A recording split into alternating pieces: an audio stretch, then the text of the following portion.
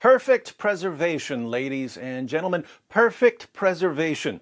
That's what our Muslim friends have been telling us for decades. Perfect preservation, right down to the letter, from the time it was revealed to Muhammad.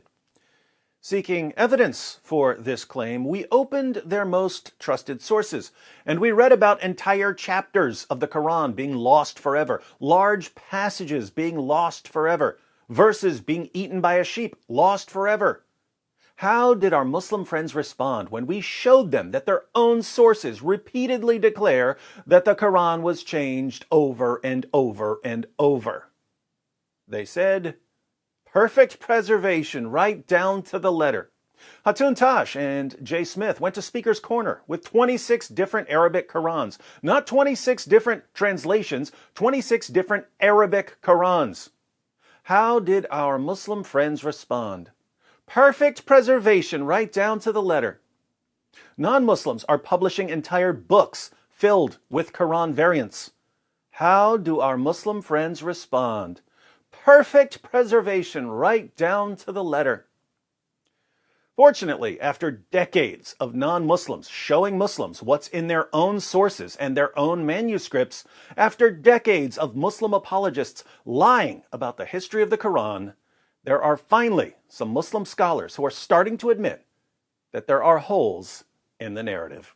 And it's very clear to you and to every single very advanced student and specialist that the standard narrative has holes in it. That's what I'm going to say. Why are they finally acknowledging that there's a problem?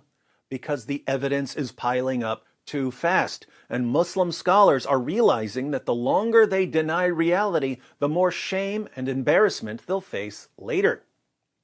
Now, the new problem we face is that even as Muslim scholars are finally acknowledging that there are holes in the narrative, Muslims are reinterpreting the words of their own scholars, insisting that what their scholars really mean is that there are simply different ways to pronounce certain words in the Quran.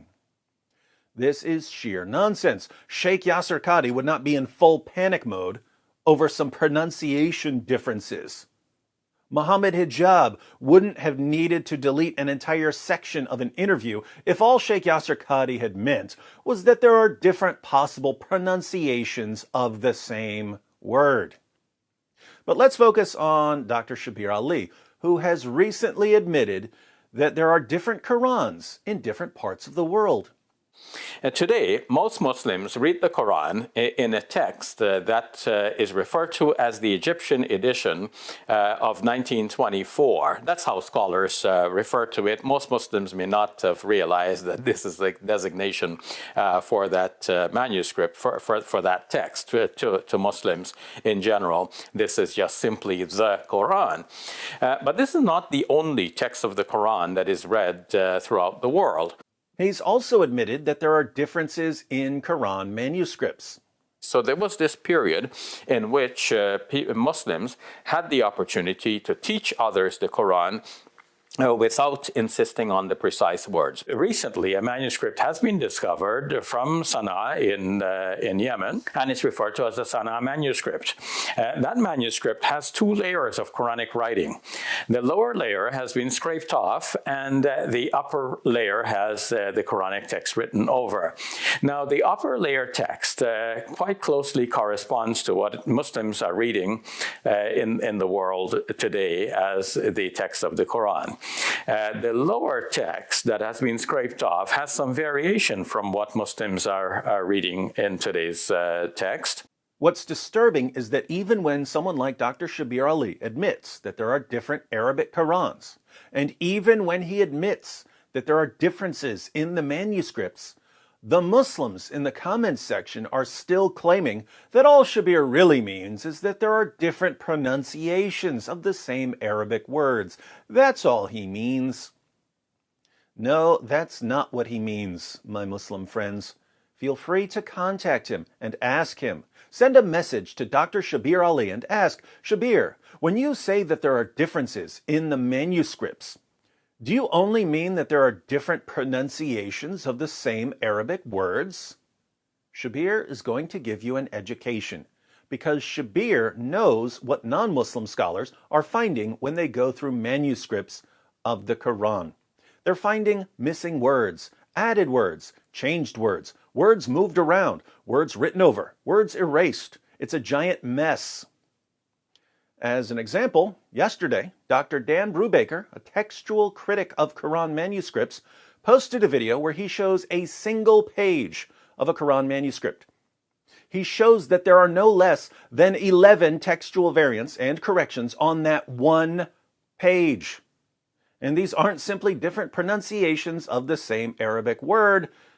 Let me give you one example of what he means from the video.